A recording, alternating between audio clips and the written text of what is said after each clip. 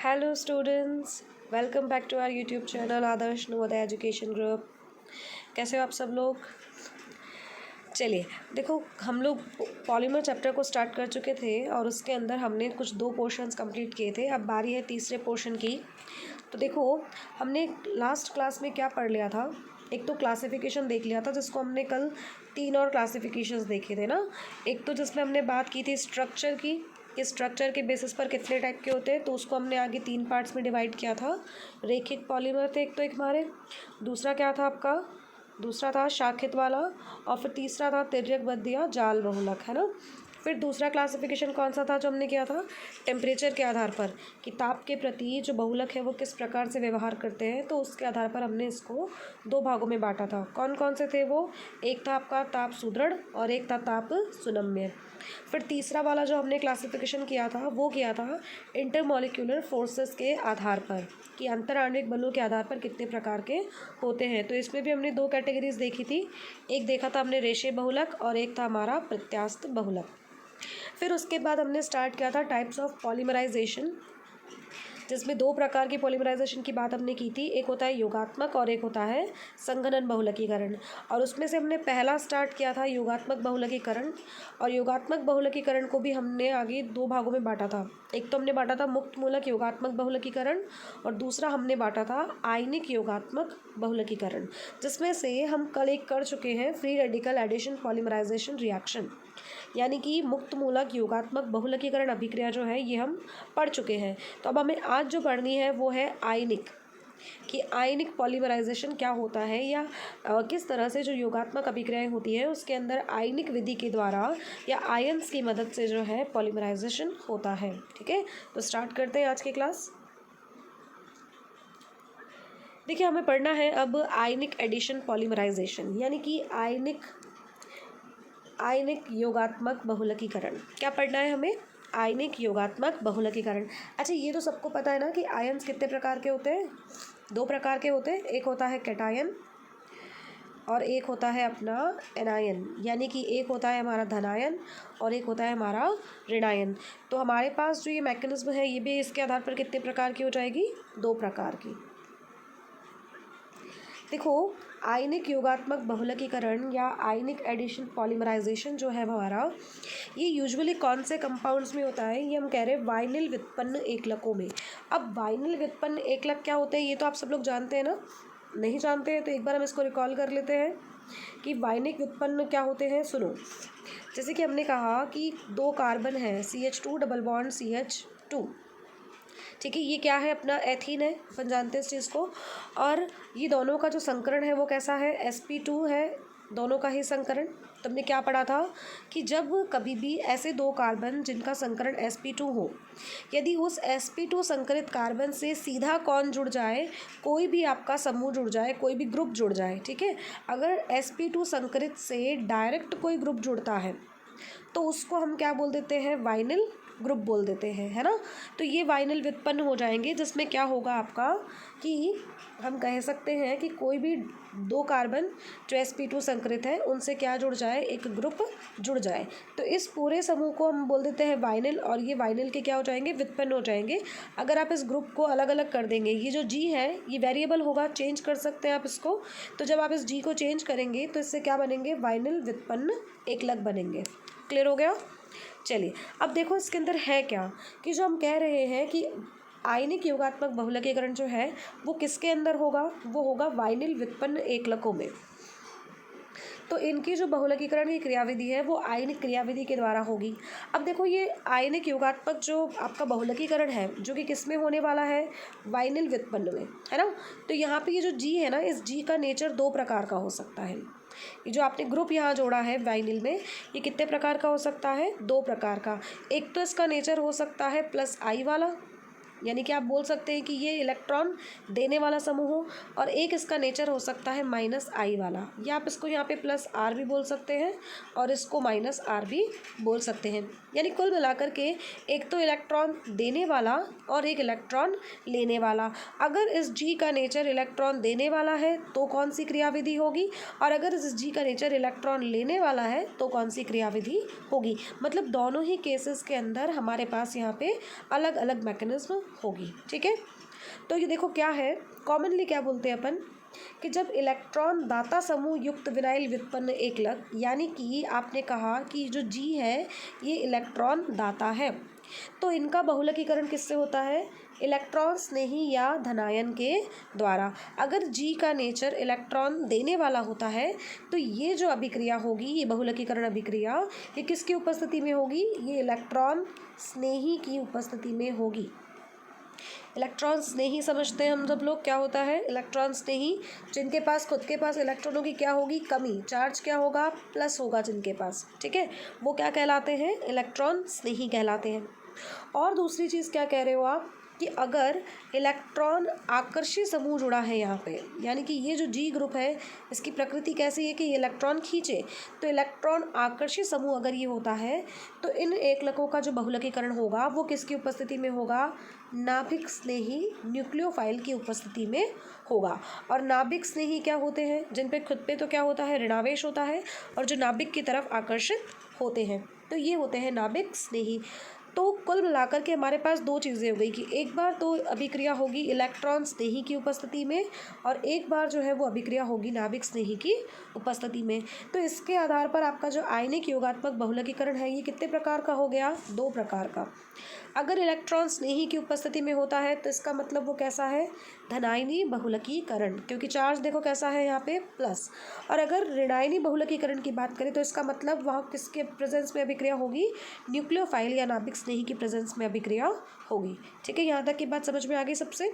दो प्रकार की अभिक्रियाएं होने वाली है हमारे पास, एक होगी धनायनी बहुलकीकरण जो इलेक्ट्रॉन स्नेही की उपस्थिति में होगी, एक होगा ऋणायनी बहुलकीकरण जो नाभिक स्नेही की उपस्थिति में होगी।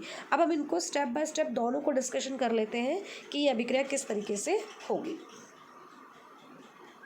देखो, अब पहला हमारा जो है वो है कैटायनिक एडिशन पॉलीमराइजेशन, यानी कि धनायनी योगात्मक बहुलकीकरण। ठीक है, हम पहले पढ़ेंगे धनायनी, और धनायनी किसकी उपस्थिति में होगा, इलेक्ट्रॉन स्नेही की, क्योंकि यहाँ पे जो आप अभिक्रिया करवाएंगे उसके अंदर आपको मेन जो दिखेगा वो कौन दिखेगा, धनायन दिखेगा। ठीक है ना, यानी कि अभिक्रिया में जब एकलक अणु होंगे, एकलक अणुओं के ऊपर कोई सा कोई आवेश तो आएगा, और वो आवेश कौन सा होगा, धनायन होगा, इसलिए हम इसको बोल देते हैं धनायनी योगात्मक बहुलकीकरण। देखो, धनायनी योगात्मक बहुलकीकरण की अगर आप बात करते हो तो ये अभिक्रियाएं किसकी उपस्थिति में होगी, आपने क्या बोला कि ये अभिक्रियाएं होंगी इलेक्ट्रॉन स्नेही की उपस्थिति में, है ना। और इलेक्ट्रॉन स्नेही ये कौन हो सकता है, तो देखो इलेक्ट्रॉन स्नेही प्रोटॉन हो सकते हैं, प्रोटॉन यानी कि H+, इसके पास क्या है, इलेक्ट्रॉन की कमी है। और इलेक्ट्रॉन स्नेही क्या होते हैं, जिनके पास इलेक्ट्रॉन की क्या होती है, कमी होती है, वो क्या कहलाते हैं, इलेक्ट्रॉन स्नेही कहलाते हैं। तो बताइए, प्रोटॉन के पास इलेक्ट्रॉन की कमी होती है या नहीं, होती है ना, क्योंकि हाइड्रोजन के ऊपर चार्ज प्लस है, इसका मतलब हाइड्रोजन के पास इलेक्ट्रॉन्स कितने हैं, 0, 0 इलेक्ट्रॉन्स है इसके पास।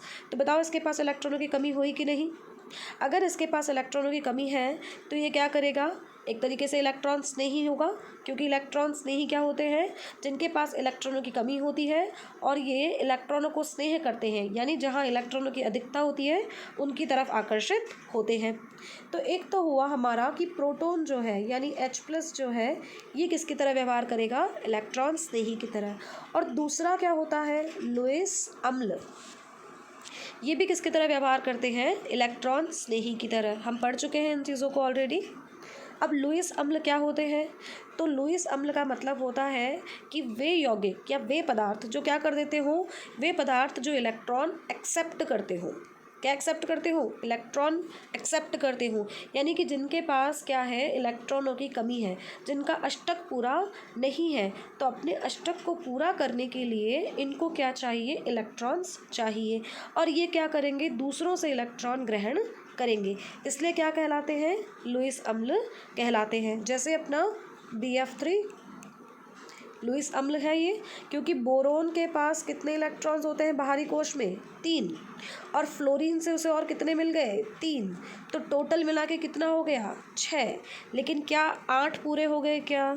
नहीं, अभी भी कितने इलेक्ट्रॉनों की कमी है? 2 इलेक्ट्रॉनों की। तो इसका मतलब ये जो बोरोन वाली फैमिली हुई, ये जो बोरोन का परिवार हुआ, ये जो भी यौगिक बनाएगा वो कैसे होंगे? वो लुईस अम्ल होंगे। तो जिनके पास इलेक्ट्रॉनों की कमी होती है, जिनका अष्टक पूरा नहीं होता, वो क्या कहलाएंगे? हमारे लुईस अम्ल। और किसकी तरह व्यवहार करेंगे ये दोनों? इलेक्ट्रॉन स्नेही की तरह व्यवहार करेंगे। आई बात समझ में? इसलिए इन्हें अम्ल उत्प्रेरित बहुलकीकरण भी कहते हैं, क्योंकि देखो अम्ल भी तो H+ आयन डोनेट करते हैं ना, प्रोटॉन। तो अम्ल उत्प्रेरित बहुलकीकरण भी इसको कहा जाता है। और इसको इनिशिएट कौन करेगा? अभिक्रिया को प्रारंभ कौन करेगा? तो अभिक्रिया को प्रारंभ करेंगे या तो प्रोटॉन प्रारंभ करेंगे, और या फिर प्रारंभ करेंगे आपके लुईस अम्ल, जैसे कि AlCl3, BF3 आदि। तो ये जो यौगिक होंगे ये क्या करेंगे? इस अभिक्रिया को प्रारंभ करेंगे। अब क्योंकि हमने क्या कहा था कि ये जो अभिक्रियाएं होती हैं ये श्रृंखला अभिक्रियाएं होती हैं, इसलिए श्रृंखला अभिक्रियाएं कितने पदों में संपन्न होंगी? 3 पदों में। और वो 3 पद कौन कौन से होंगे? एक तो जिसके अंदर हम श्रृंखला को प्रारंभ करेंगे, तो चेन इनिशिएशन स्टेप, यानी श्रृंखला प्रारंभन पद। दूसरा कौन सा होगा? चेन प्रोपगेशन स्टेप, श्रृंखला प्रारंभन पद। और तीसरा कौन सा होगा? चेन टर्मिनेशन स्टेप, यानी कि श्रृंखला समापन पद। आई बात समझ में? तो कुल 3 पद यहाँ पे होंगे जिसके अंदर यह अभिक्रिया हमारी कंप्लीट हो जाएगी। स्टेप बाय स्टेप इन तीनों को देखते हैं। देखिए, पहला है श्रृंखला प्रारंभन पद, चेन इनिशिएशन स्टेप, यानी श्रृंखला को प्रारंभ करना है। अब मुझे एक बात बताओ, कल हमने एक चीज़ पढ़ी थी, क्या कहा था हमने? कि जो ये एकलक होते हैं, विनाइल एकलक जो होते हैं, चाहे कोई भी हो, वो XYZ जुड़ा हो, यहाँ पे कोई भी हो, लेकिन ये कैसे होते हैं? हमने कहा था कि ये अक्रिय होते हैं, खुद से अभिक्रिया नहीं कर सकते। ठीक है, तो खुद से अभिक्रिया नहीं कर सकते, अक्रिय होते हैं, तो हमें इनको क्या बनाना पड़ेगा? सक्रिय बनाना पड़ेगा कि नहीं? हाँ कि ना? अगर सक्रिय बनाना पड़ेगा तो उसके लिए हमें क्या चाहिए? कोई ना कोई प्रारंभक चाहिए। क्या चाहिए हमें? कोई ना कोई प्रारंभक चाहिए। तो अगर ऐसा है कि ये जो समूह आपका है ये एकलक अगर अक्रिय है, तो इस अक्रिय को सक्रिय बनाने के लिए हमें क्या चाहिए? एक प्रारंभक चाहिए। और ये प्रारंभक यहाँ पे कौन होगा? तो ये प्रारंभक यहाँ पे कौन होगा? या तो होगा वो लुईस अम्ल, जैसे AlCl3 या BF3, और या फिर आपके होगा प्रोटॉन। ठीक है, तो ये आपके 2 यहाँ पे प्रारंभक हो सकते हैं। आई बात समझ में? क्या कहा हमने? क्योंकि अक्रिय है एकलक अणु, तो उन्हें सक्रिय बनाने के लिए हमें चाहिए प्रारंभक, और प्रारंभक के रूप में या इनिशिएटर के रूप में हमें कौन चाहिए? लुईस अम्ल चाहिए या तो, और या फिर हमें चाहिए प्रोटॉन।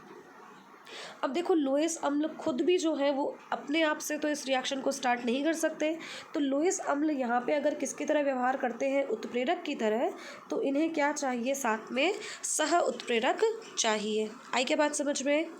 क्या बोला हमने? कि ये जो उत्प्रेरक है इसको क्या चाहिए एक्टिवेट होने के लिए? सह उत्प्रेरक चाहिए, क्योंकि ओवरऑल रिएक्शन को स्टार्ट कौन करेगा? एक इलेक्ट्रॉन ने ही स्टार्ट करेगा। ठीक है, तो इलेक्ट्रॉन्स ने ही स्टार्ट करने के लिए हमने यहाँ पे क्या ले लिया? उत्प्रेरक के साथ में सह उत्प्रेरक, जिससे यहाँ पे ये क्या बन गया? AlCl3OH होल माइनस, या आप इसको क्या बोल सकते हैं? कॉम्प्लेक्स कंपाउंड है ये एक, जो हमने कहा था कि बड़े वाले ब्रैकेट के अंदर लिखे जाते हैं, ये क्या कहलाते हैं? संकुल यौगिक कहलाते हैं, है ना? तो ये इस तरीके से यहाँ पे कॉम्प्लेक्स कंपाउंड बनाएगा और ये H+ को फ्री कर देगा। अब कैसे करेगा वो देखें।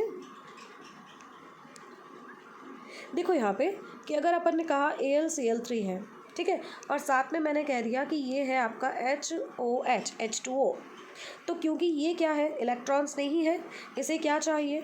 इलेक्ट्रॉन्स चाहिए। तो यहाँ क्या होगा? H+ होता है और OH क्या होता है? माइनस होता है।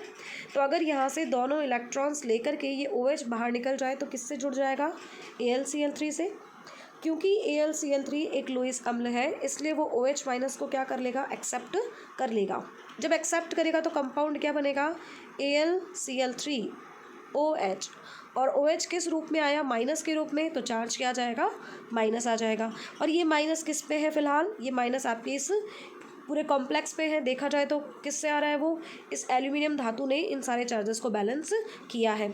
कैसे किया, देखो एल्यूमिनियम का चार्ज कितना होता है, प्लस का 3, क्लोराइड कितने हैं 3 यानी माइनस का 3, और ऐसे ही एक OH -1 और है, तो टोटल कितना हुआ बताइए कि +3 से -3 तो कट गया, कितना बचा चार्ज माइनस का 1, तो कॉम्प्लेक्स पे चार्ज कितना आ गया माइनस का 1, और ये जो है ये क्या बच रहा है हमारे पास इधर H+। तो जब आपने कहा कि ये जो आपका उत्प्रेरक है ये सह उत्प्रेरक जल के साथ अभिक्रिया करेगा तो इलेक्ट्रॉन स्नेही को बनाएगा। आगे क्या बात समझ में कि किस तरह से यहाँ पे हमने H+ को जनरेट किया है। देखो अब वापस से देखिए, AlCl3 और H2O दोनों ने अभिक्रिया करी, क्या बना दिया AlCl3OH- और ये इलेक्ट्रॉन स्नेही यहाँ से मुक्त हो गया। अब इलेक्ट्रॉन स्नेही क्या करेगा, जो हमारा अक्रिय विनाइल एकलक है, ये हमारा क्या है अक्रिय विनाइल एकलक, तो इसको सक्रिय बनाएगा। और देखो क्योंकि अभिक्रिया का नाम क्या है अपना, धनायनी वाला है ना ये, तो कार्ब धनायन बनना चाहिए इसके अंदर, कार्ब कैटायन, और इसलिए जब रिएक्शन होगी इन दोनों के बीच में तो क्या बनेगा, एक बड़ा कार्ब कैटायन बनेगा। अब देखो वो कैसे बनता है, जैसे अब आप यहाँ देख रहे हैं कि किसके बीच में रिएक्शन हो रही है, H+ के बीच में और इस यौगिक के बीच में। एक बात बताइए हमें कि यहाँ पे ये क्या है, कार्बन और कार्बन के बीच में डबल बॉन्ड है। अगर इसके पास में कोई ऐसा कोई ध्रुवीय समूह आ जाएगा तो बताओ यहाँ पे जो पाई बंध है, इस पाई बंध के ऊपर कौन सा प्रभाव लगता है, इलेक्ट्रोमेरी प्रभाव, और इलेक्ट्रोमेरी प्रभाव लगने की वजह से क्या होगा कि पाई बंध के जो इलेक्ट्रॉन हैं दोनों ये किसी एक कार्बन के ऊपर ट्रांसफ़र हो जाएंगे, है ना, क्योंकि इलेक्ट्रोमेरी प्रभाव कब होता है, इलेक्ट्रोमेरी प्रभाव जब उसके पास में कोई समूह आता है, कोई ध्रुवीय समूह आता है तो ही कार्य करता है। तो इसलिए यहाँ पे अब क्या होगा, इलेक्ट्रॉनों का डिस्प्लेसमेंट होगा।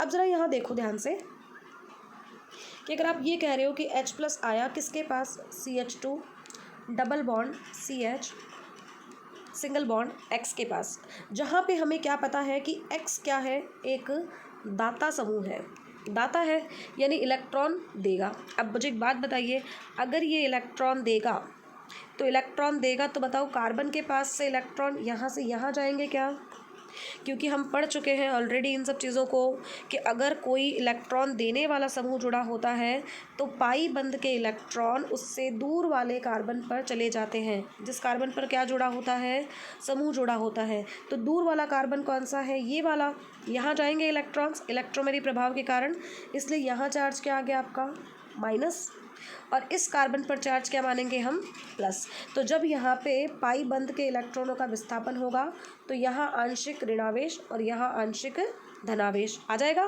तो बताइए H+ किस पर आक्रमण करेगा, इस ऋणावेश पर ही तो आक्रमण करेगा, और इस ऋणावेश पे आक्रमण करके इससे जुड़ करके क्या बना लेगा, बंध बना लेगा, और यहाँ पे कार्बन पर क्या चार्ज आ जाएगा, प्लस आ जाएगा। तो बताओ एक बड़ा वाला धनायन जनरेट हुआ क्या, ठीक है। देखो ऐसा ही किया है हमने पीछे, ये देखिए यहाँ पे H+ जुड़ा किससे, इस विनाइल समूह से, इस X ने क्या किया है, इलेक्ट्रॉन दिए हैं, इसलिए इलेक्ट्रॉन्स कहाँ गए, दूर वाले कार्बन पर, आंशिक ऋणावेश आ गया, यहाँ आंशिक धनावेश आ गया। तो धनावेश किससे जुड़ गया, ऋणावेश से, और इसलिए H और CH2 के बीच में क्या बन गया, बंध बन गया। अब बताओ यहाँ चार्ज क्या आ गया, प्लस। तो इस प्रकार से हमने इस अक्रिय अणु को क्या बना दिया, सक्रिय धनायन के अंदर चेंज कर दिया। अब ये जो बनने वाला कार्ब धनायन है ये किस में भाग लेगा, ये आपके आगे श्रृंखला जो संचरण पद होगा दूसरा वाला उसमें पार्टिसिपेट करेगा। चलो आगे देखें इसको। अब देखो दूसरा क्या है, श्रृंखला संचरण पद।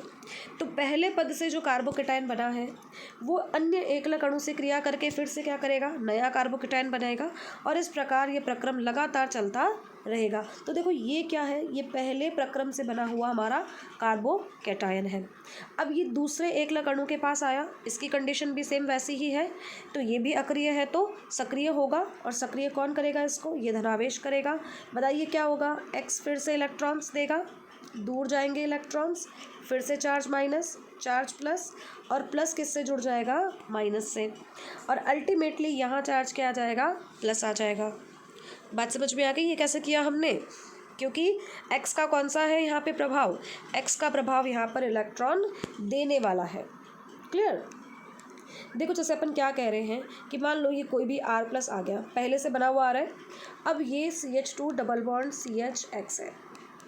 यहाँ मैंने R+ किसको माना है, यहाँ मैंने R+ किसको मान रखा है कि जो हमारा पहले पद से बन करके आया है, फर्स्ट स्टेप से जो बन करके आया ना, उसको हमने माना। ठीक है, अब देखो ये क्या है, एक तरीके से इलेक्ट्रॉन्स नहीं है, तो ये X क्या कर रहा है, यहाँ पे इलेक्ट्रॉन दे रहा है, और इलेक्ट्रॉन देगा तो इलेक्ट्रॉन दूर वाले कार्बन पर जाएंगे यहाँ पे, तो चार्ज क्या आ गया माइनस, यहाँ क्या आ गया प्लस।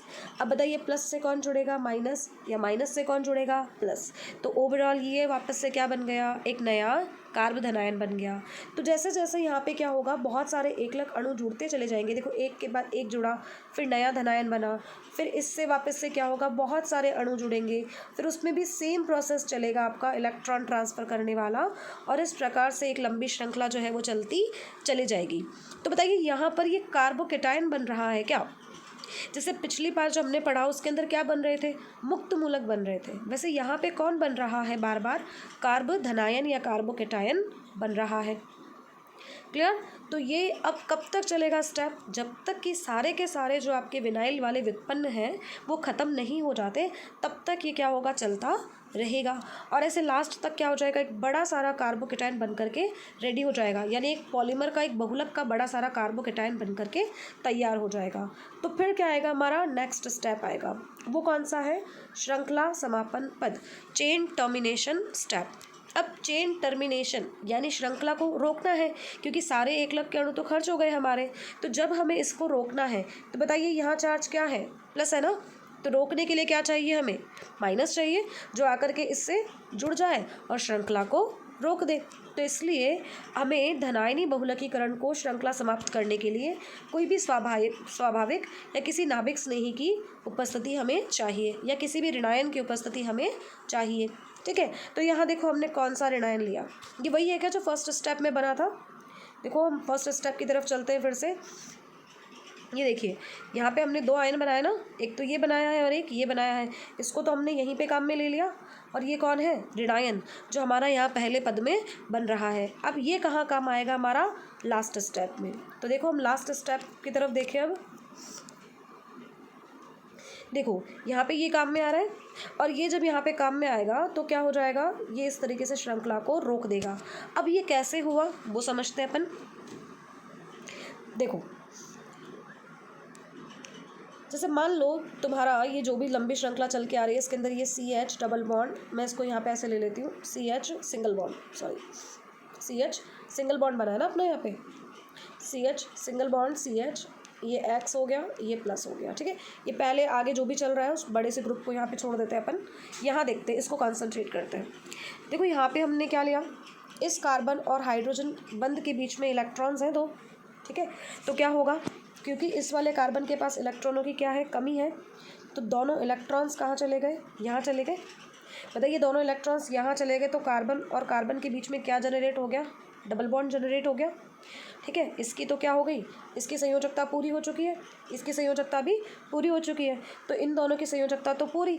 लेकिन यहाँ से बाहर कौन निकला, H+। कौन बाहर निकला, यहाँ से H+ बाहर निकला। अब हमने क्या लिया है, H+ के साथ में हमारे पास ये मौजूद है AlCl3OH, और ये माइनस है क्या। बताओ यहाँ पे कि अगर AlCl3OH माइनस, ये OH माइनस अगर H+ से जुड़ जाए तो क्या बनेगा, H2O बनेगा, और AlCl3 वापस ऐसा का ऐसा फ्री हो जाएगा क्या, है ना, क्योंकि यहाँ पे हमने AlCl3 को किस रूप में प्रयुक्त किया था, उत्प्रेरक के रूप में। और आप जानते हो कि उत्प्रेरक अभिक्रिया के वेग को बढ़ाते हैं, लेकिन उनके रासायनिक रूप के अंदर उनकी रासायनिक परिवर्तन हम नहीं मानते, यानी कि कैटलिस्ट जो होते हैं उनमें कोई रासायनिक परिवर्तन नहीं होता। तो देखो यहाँ पे आपको कि टिल द एंड रिएक्शन के अंदर फिर से AlCl3 और H2O यानी कि उत्प्रेरक और सह उत्प्रेरक दोनों वापस से प्राप्त हो जाते हैं। क्लियर हो गई ये बात, कैसे हुआ समझ में आ गया। देखो वापस से ये देखो यहाँ से ये H+ निकल रहा है, दोनों इलेक्ट्रॉन छोड़ करके, तो यहाँ तो क्या बन गया, डबल बॉन्ड बन गया। और AlCl3OH माइनस ने इस H+ को जब एक्सेप्ट किया तो इसमें से AlCl3 उत्प्रेरक और H2O जो सह उत्प्रेरक के रूप में हमने काम में लिया था, ये दोनों फिर से मुक्त हो गए। तो इस प्रकार से यहाँ क्या होता है कि उत्प्रेरक और सह उत्प्रेरक जो होते हैं ये दोनों हमें फिर से प्राप्त हो जाते हैं। और ये देखो यहाँ पे श्रृंखला जो अभिक्रिया है वो भी रुक गई, उसका भी क्या हो गया, समापन हो गया। ये किसकी बात हुई हमारे, ये बात हुई हमारी धनायनी जो बहुलकीकरण होता है उसकी। अब होता किस में है ये, तो देखो अभी हमने क्या बोला था कि X का नेचर हमने कैसा लिया था, हमने लिया था ये CH2 डबल बॉन्ड CHX, और X का हमने नेचर क्या माना था, इलेक्ट्रॉन देने वाला।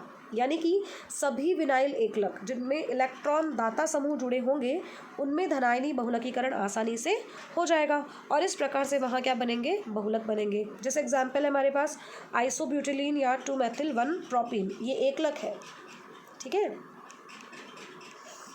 जब इसका बहुलकीकरण होगा तो क्या बनेगा, पॉलीआइसोब्यूटिलीन बन जाएगा। अब यहाँ देखो ये वाइनिल समूह है क्या, क्योंकि इसमें दोनों कार्बन्स कैसे हैं, sp2 संकरित हैं, और sp2 संकरित से सीधे कौन जुड़ रहे हैं, 2 मैथिल समूह, और मैथिल समूहों का कौन सा प्रभाव होता है, +I प्रभाव, और +I प्रभाव मतलब इलेक्ट्रॉन दाता प्रभाव, ठीक है।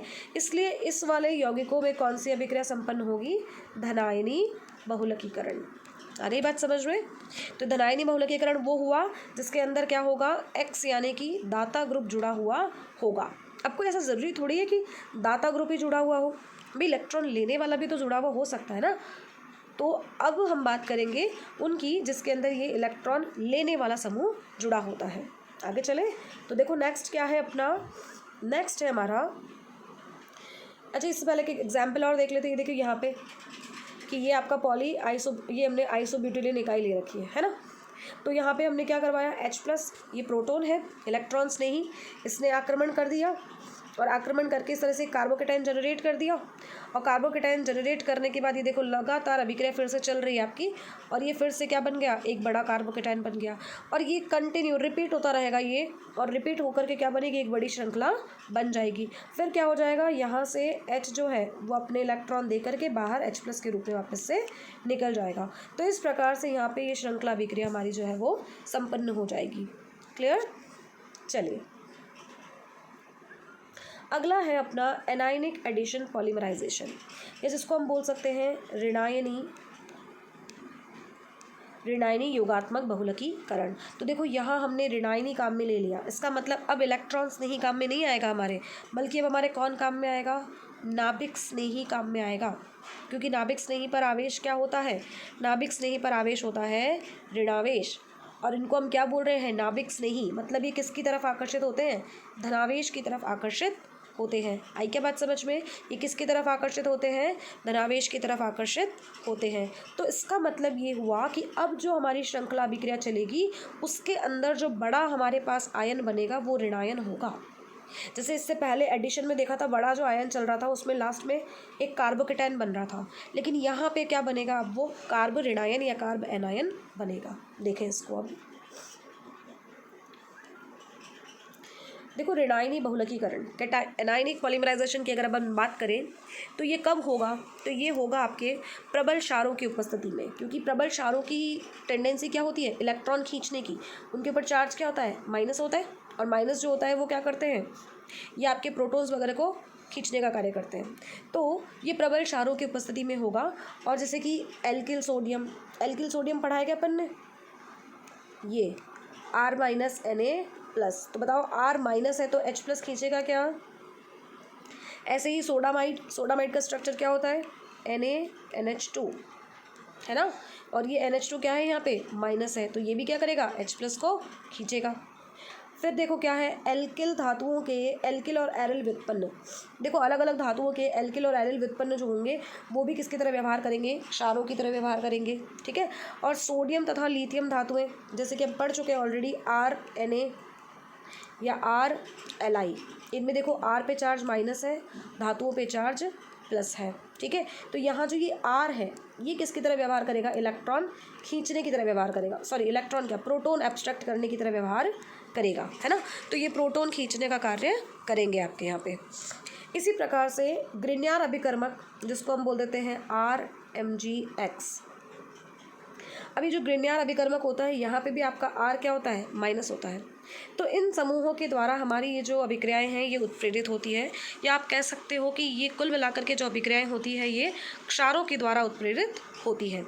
अब ये भी 3 पदों में संपन्न होंगी। जिस तरह से हमारी वो अभिक्रियाएं संपन्न हो रही थी 3 पदों में, वैसे ही ये भी 3 पदों में ही संपन्न होंगी। पहला पद क्या होगा, चेन इनिशिएशन स्टेप। दूसरा क्या होगा, चेन प्रोपगेशन स्टेप। और तीसरा क्या होगा, चेन टर्मिनेशन स्टेप। तो कुल मिला के यहाँ पे भी हमारे पास 3 पद होंगे और ये अभिक्रियाएं तीनों पदों में संपन्न होती है। देखो अब इनको एक बार करके देखते हैं स्टेप बाय स्टेप। पहला क्या है, श्रृंखला प्रारंभन पद या चेन इनिशिएशन स्टेप। अब यहाँ अभिक्रिया को प्रारंभ कौन करेगा, नाभिक स्नेही। तो इस पद में जो क्षार है वो नाभिक स्नेही की तरह व्यवहार करेगा और एकलक अणु से क्रिया करके कार्ब एनायन बनाएगा। यही स्पेशलिटी है इसकी, क्योंकि आप धनायनी नहीं पढ़ रहे अब आप पढ़ रहे हो ऋणायनी। तो ऋणायनी के अंदर क्या बनेगा, ऋणायनी में जो मध्यवर्ती बनेगा वो कार्ब ऋणायन होगा और इस प्रकार से ये बहुलकीकरण जो है वो प्रारंभ हो जाएगा। लेकिन अब देखो यहाँ पे उससे थोड़ा चेंज क्या है, यहाँ पे उससे चेंज ये है कि इस बार आपके जो CH2 डबल बॉन्ड CH से जुड़ा हुआ जो ये Y समूह है, ये इस बार इलेक्ट्रॉन खींचने वाला समूह है। मतलब ये इलेक्ट्रॉन खींचेगा तो इस कार्बन पर इलेक्ट्रॉनों की कमी होगी, तो इलेक्ट्रॉन पाई बंध के किस पे शिफ्ट होंगे, इधर शिफ्ट होंगे। और यहाँ चार्ज आ जाएगा इस बार माइनस और यहाँ चार्ज आ जाएगा इस बार प्लस। तो देखो यहाँ पे उससे उल्टा हो गया। उसमें क्या हो रहा था, CH2 डबल बॉन्ड CHX ये इलेक्ट्रॉन दे रहा था, इसलिए इलेक्ट्रॉन दूर जा रहे थे, तो यहाँ माइनस आ रहा था, यहाँ प्लस आ रहा था। इस बार उल्टा है, इस बार ये इलेक्ट्रॉन खींच रहा है, दे नहीं दे रहा, तो इसलिए इलेक्ट्रॉन कहाँ शिफ्ट होंगे, इधर शिफ्ट होंगे इसके पास। तो यहाँ चार्ज क्या आ गया, माइनस, और यहाँ चार्ज क्या आ गया, प्लस। आई बात समझ में। देखो इसको, तो हमने कहा कि ये जो B है, B मतलब क्या है, बेस यानी क्षार। तो B क्या है, नाभिक स्नेही की तरह व्यवहार कर रहा है। यहाँ पे माइनस आवेश है उसके ऊपर। तो अभी किस पे अटैक कर रहा है, देखो ये अटैक कर रहा है इस पे, क्योंकि इस पे चार्ज क्या दिख रहा है आपको, आंशिक धनावेश। और यहाँ पाई बंध के इलेक्ट्रॉन किस पे जा रहे हैं, इधर जा रहे हैं, क्योंकि इस पर क्या चार्ज आ रहा है, आंशिक ऋणावेश। और वो क्यों आ रहा है, क्योंकि Y क्या कर रहा है, इलेक्ट्रॉन्स खींच रहा है। तो इस प्रकार से यहाँ देखो B माइनस किससे जुड़ गया, प्लस से, और ये क्या आ गया, माइनस चार्ज। आई क्या बात समझ में। देखो इसको क्या बोल रहे हो आप कि B पे चार्ज क्या है, माइनस। साथ में अपन ने क्या लिया है, CH2 डबल बॉन्ड CH और ये आपका क्या है, Y। अब इस बार Y क्या काम कर रहा है, इलेक्ट्रॉन खींच रहा है। तो बताइए पाई बंध के इलेक्ट्रॉन किस पे जाएंगे, इस कार्बन पे। ऋणावेश आएगा क्या, माइनस आ गया। यहाँ क्या आएगा, धनावेश आ गया। तो बताइए माइनस किस पर आक्रमण करेगा, प्लस पर। तो जुड़ किससे जाएगा, प्लस से। तो BCH2 जुड़ गया, पीछे क्या रह गया, सिंगल बॉन्ड रह गया, क्योंकि पाई बंध के इलेक्ट्रॉन यहाँ चले गए। तो CH, अब इस पे चार्ज क्या आ गया, माइनस, और नीचे क्या जुड़ा है, Y। आई बात समझ में। तो इस बार यहाँ पे जो हमने Y लिया है, ये Y कैसा है, इलेक्ट्रॉन आकर्षी समूह है, इलेक्ट्रॉन खींचने वाला है, यानी जिसका या तो -I प्रभाव लगता हो या फिर -R प्रभाव लगता हो। इस बार हमने वो समूह यहाँ पे जोड़ रखा है।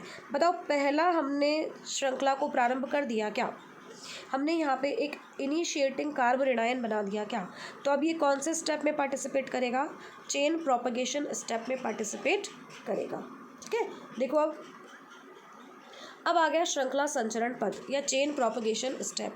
तो इसमें क्या होगा, जो पहले पद से बना हुआ कार्ब ऋणायन है, ये पहले पद से बना हुआ कार्ब ऋणायन है, अन्य एकलक अणु से क्रिया करके नया कार्ब ऋणायन बनाएगा और इस प्रकार अभिक्रिया लगातार चलती रहेगी। तो देखो यहाँ पे क्या हुआ, ये पहले से बना हुआ कार्ब ऋणायन लाए हम, फिर से हमने एकलक अणु लिए, अगेन वही हो रहा है, Y इलेक्ट्रॉन खींच रहा है और इसलिए ये इलेक्ट्रॉन्स यहाँ कार्बन पे ट्रांसफ़र होंगे, फिर ये यहाँ आएगा। तो बताओ माइनस प्लस से जुड़ा क्या, माइनस अगर प्लस से जुड़ा तो क्या बन गया, बंद बन गया, और इस पर चार्ज क्या आ गया, माइनस। अब ये कार्ब ऋणायन आगे क्या करेगा, ऐसे ही बहुत सारे एकलक अणुओं पर अभिक्रिया करेगा और एक इस तरीके से बहुलक की लंबी श्रृंखला जो होगी, जो कार्ब ऋणायन युक्त है, वो चलती चली जाएगी, है ना। देखो क्या कह रहे हो आप कि मान लो आपने कहा कि ये हम एक समूह लेकर के आए जिसके अंदर ये है CH2 ये माइनस आ गया, ये वाई आ गया, है ना। अब आपने और भी तो बहुत सारे अणु जोड़ने हैं इसके ऊपर जो ऐसे ही हैं, तो उनमें भी तो सेम ही इफेक्ट है। वाई क्या कर रहा है, इलेक्ट्रॉन खींच रहा है, तो इलेक्ट्रॉन यहाँ जाएंगे इलेक्ट्रोमेरी प्रभाव से, माइनस चार्ज आएगा, प्लस चार्ज आएगा, प्लस अगर आएगा तो माइनस किस पर अटैक करेगा, इस पर अटैक करेगा। तो कुल मिलाकर के श्रृंखला अभिक्रिया वैसी ही चलेगी। बस फर्क सिर्फ इतना है कि पहले आप धनायन पढ़ रहे थे और इस बार बन कौन रहा है, ऋणायन बन रहा है। तो बताओ ये स्टेप क्लियर हो गया। ये बड़ा सा लंबी श्रृंखला वाला एक बहुलक बन गया जिसके अंदर टर्मिनल पे क्या चल रहा है, ऋणायन चल रहा है। अब हमें इस श्रृंखला को फिर से क्या करना है, रोकना है। तो हम श्रृंखला को रोकेंगे, और वो कौन सा स्टेप होगा हमारा, वो स्टेप होगा हमारा श्रृंखला समापन पद, चेन टर्मिनेशन स्टेप। तो देखिए ऋणायनी बहुलकीकरण के अंदर जो श्रृंखला समापन है ये स्वाभाविक रूप से नहीं होगा, तो इसके लिए हमें क्या करना पड़ेगा, वहाँ पे प्रोटॉन या इलेक्ट्रॉन स्नेही की उपस्थिति लेके इसको रोकना पड़ेगा, ठीक है। क्योंकि देखो यहाँ पे इलेक्ट्रॉन ऑलरेडी ज़्यादा है, तो यहाँ से तो प्रोटॉन निकल नहीं सकता अब, है ना। तो इसलिए क्या होगा, हमें यहाँ पे इस माइनस से जुड़ने के लिए क्या चाहिए, कोई प्रोटॉन चाहिए या कोई इलेक्ट्रॉन्स नहीं चाहिए। फिर वो इससे जुड़ करके इसको क्या बना देगा, CH2Y बना देगा, और इस प्रकार से आपकी जो ये श्रृंखला अभिक्रिया है ये रुक जाएगी। आई क्या बात समझ में। देखो इसको अपन क्या बोल रहे हैं कि जो भी ये बड़ा सा समूह आप लेकर के आए थे, इसमें क्या दिख रहा है आपको, यहाँ पे CH2 दिख रहा है, यहाँ CH और ये Y दिख रहा है, और चार्ज क्या है, माइनस। बताओ पहले बार की जैसे यहाँ से मैं H+ को बाहर निकालूं और ये दोनों इलेक्ट्रॉन यहाँ ट्रांसफ़र कर सकती हूँ क्या, नहीं कर सकती ना, क्योंकि ऑलरेडी चार्ज क्या दिख रहा है, माइनस, और यहाँ से भी चार्ज क्या आएगा, माइनस। तो ये तो स्टेबिलिटी बढ़ेगी नहीं, बल्कि स्टेबिलिटी कैसी हो जाएगी, कम हो जाएगी।